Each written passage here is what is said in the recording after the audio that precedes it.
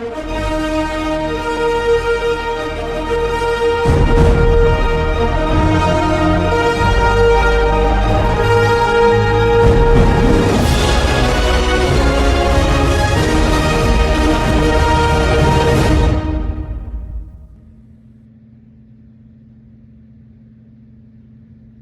up, clowns? Diecast Clown coming back at you with another video.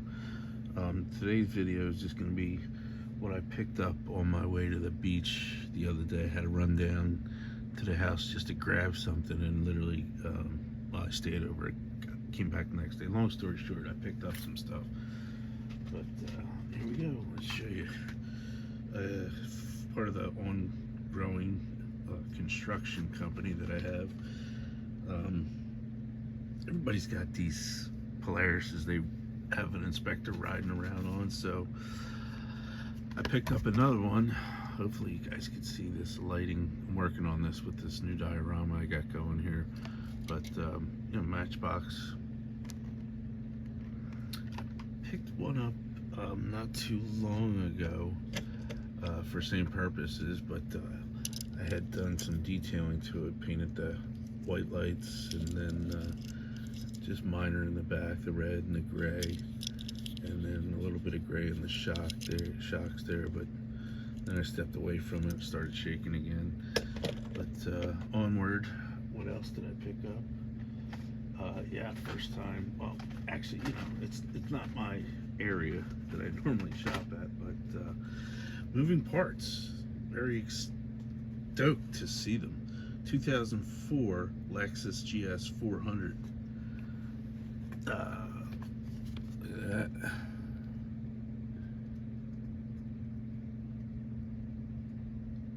A friend of mine had one of these. I think he said his was a 2008. I literally was standing there with this in the hand, and I texted him. I said, "Hey, what year was that Lexus GS 400 you had?"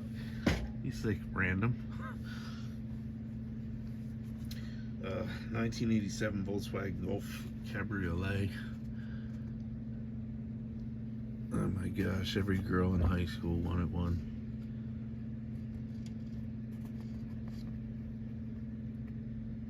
And every guy knows a girl that had one in high school.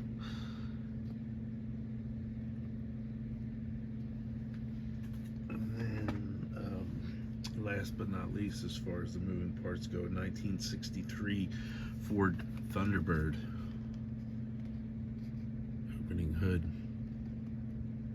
I gotta get these out of that recycled whatever it is. It's just not good for the car. Okay, the best score of the night, and I didn't even realize that there was chase piece, because probably was, well, I don't want to say was, but likely the chance of me ever seeing one was great that night. But at any rate, literally 15 minutes before this Walmart closed, I ran in. Wasn't going to, but I had to go to the bathroom anyway. But Hot Wheels Vintage Racing. She was literally putting these on the peg. So yeah, I didn't realize that there was a chase piece. The pegs, because I grabbed these two and then I went back and grabbed